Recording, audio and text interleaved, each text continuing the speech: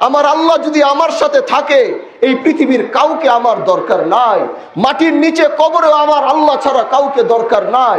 কিয়ামতের ওই কঠিন মাঠে যখন সব ইয়া নফসি বলবে, ওই মুহূর্তেও আমার আল্লাহ ছাড়া কাউকে দরকার নাই। এই জন্য প্রিয় ভাইরা আমার, আসুন এই জানাজার নামাজের এই গরমের ভিতর থেকে অনুভব করুন, যাকে এখন কবরে রেখে আসবো তার কিরকম গরম লাগবে।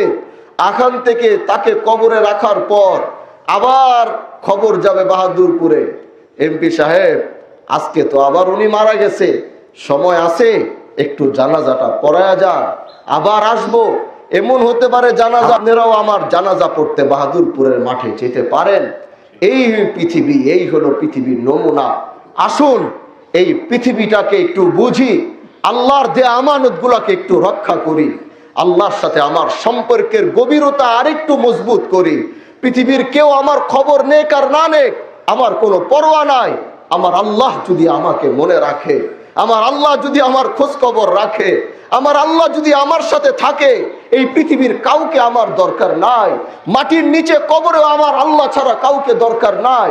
কিয়ামতের ওই কঠিন মাঠে যখন সব ইয়া নফসি বলবে, ওই মুহূর্তেও আমার আল্লাহ ছাড়া কাউকে দরকার নাই। উনি যদি থাকলে আমার সব হয়, উনি থাকলে যদি আসমান আমার হয়, উনি থাকলে যদি জমিন আমার হয়, উনি থাকলে যদি হাসরের ময়দান আমার হয়, উনি থাকলে যদি জান্নাত আমার হয়, তাহলে আমি কার পিছনে দৌড়াবো? আমি কার জন্য আমার সময় ব্যয় করব?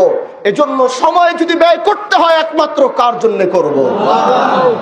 পারবো তো ইনশাআল্লাহ। ইনশাআল্লাহ এই মৃত্যু থেকে আল্লাহ আমাদেরকে সবক নিয়ে যাওয়ার তৌফিক দান করুক। যিনি মারা গেছেন এই এলাকার খুবই একজন সম্ভ্রান্ত মানুষ ছিলেন, সবাই তাকে ভালোবাসতেন। দোয়া করি আল্লাহ যেন তাকে মাফ করে, তার পরিবারকে ধৈর্য ধারণ করার তৌফিক দান করে।